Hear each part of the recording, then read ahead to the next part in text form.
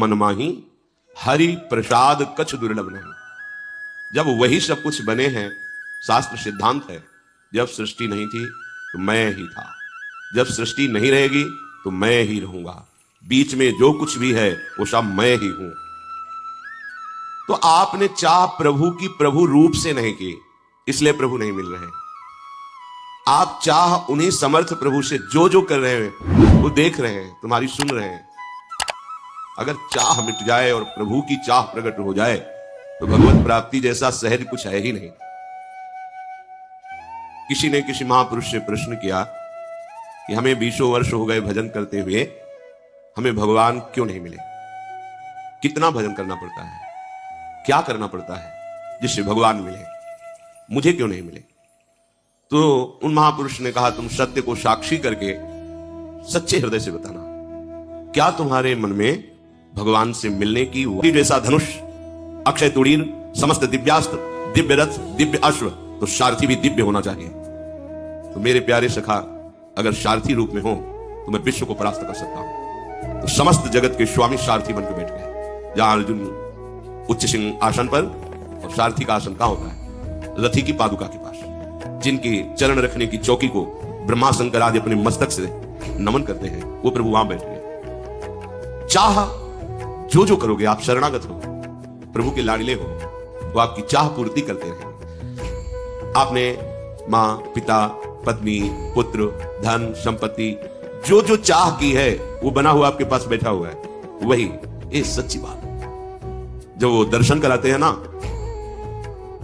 तब आपको अनुभव होगा कि अरे ये पर्दा हट जाता है पांच भौतिक।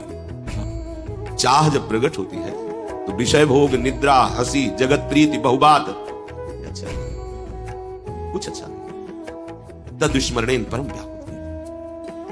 ऐसे महापुरुष से विस्मरण तो होता ही नहीं। अगर विस्मरण का भ्रम हो जाए, परम व्याकुल तड़पने लगते हैं, प्राण व्याकुल होने लगते हैं। और भोग सामग्री, लोक लोकांतर की पद प्रतिष्ठा चाह से ही केवल पूर्ण नहीं होती।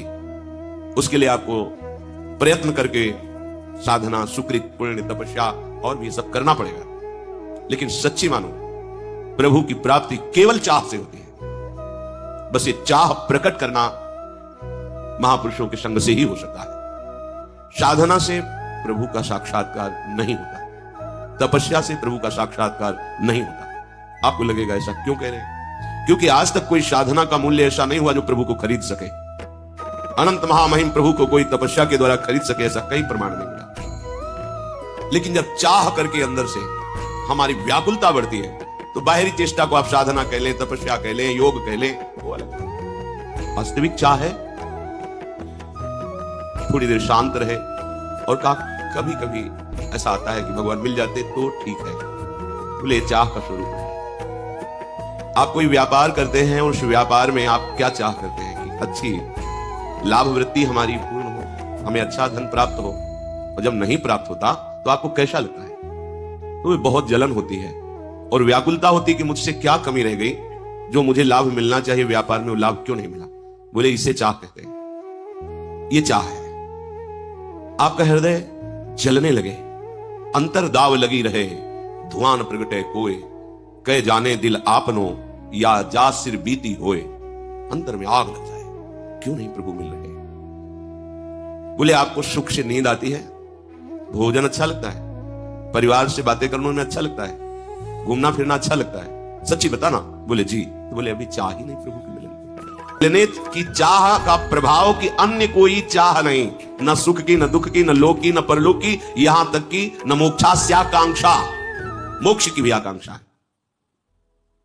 प्रभु को प्राप्त करना कोई कठिन नहीं है, अन्य चाहों का त्याग करना कठिन है। बात समझो, ये हम कोई अलंकारिक भाषा नहीं बोल रहे। प्रभु की चाह आग की तरह हृदय में प्रकट हो जाती है। ऐसी बेचैनी पैदा होती है कि कुछ अच्छा नहीं लगता। बावरोशो रस में फिरे खोजत नेह की बात, कोई उनकी रूप की चर्चा, गुण की चर्चा, नाम की चर्चा, धाम की चर्चा, वही वही वही। ये जो श्लोक लिखा हुआ है, विद्या विनय संपन्ने ब्राह्मणे गविहस्तनी स्वनीचल सुपाके चा पंडिता समदर्शिना, जिधर दृष्टि डालता है उधर वो मुस्कुराते हुए दिखाई देते हैं। जब पर्दा हट जाता है ज्ञान का, तो चींटी में भी, हाथी में भी, ज्ञानी में भी, अज्ञानी में भी, पवित्र योनि में भी, अपवित्र योनि में, वो पर्दे नहीं है, वो केवल जिधर देखता है, जैसे गोपीजन जित देखो तित श्याममयी। सखुबाई को दर्शन कराने के लिए सखुबाई बनकर के बन गए और उसके पति की सास की सबकी सेवा कर रहे हैं। कौन? जिनकी सेवा में अनंत शक्ति संपन्न पार्षद हाथ जोड़े खड़े रहते हैं, वो सखुबाई बनकर के बंध गए और सेवा कर रहे हैं, पैर दबा रहे हैं उसके पति के। हमारे प्रभु की कोमलता, दयालुता, कृपालुता, महानता, स्वभाव आप नहीं जानते। स्वामी श्री अखंडानंद जी ने पूज्य भाई जी से कहा, एक बार आप अपने दिल की बात बता दो एक शब्दों में। तो भाई जी ने कहा, उमा राम स्वभाव जी जाना, ताई भजन तज भावना। अश्रु प्रवाह होने लगा और कहा, जिसने भगवान के स्वभाव को जान लिया उसे भजन के सिवा कुछ अच्छा नहीं। सच्ची सच्ची हम जो चाह करते हैं, मेरा प्रीतम वही बना मेरे सामने होता है। अगर हम ये अन्य नाम सबके समीप रहते हुए, सबके समीप रहते हुए भी सबकी दृष्टि में नहीं आते, त्रिगुणात्मिका माया का पर्दा लगा है। कोई अगर अभिमान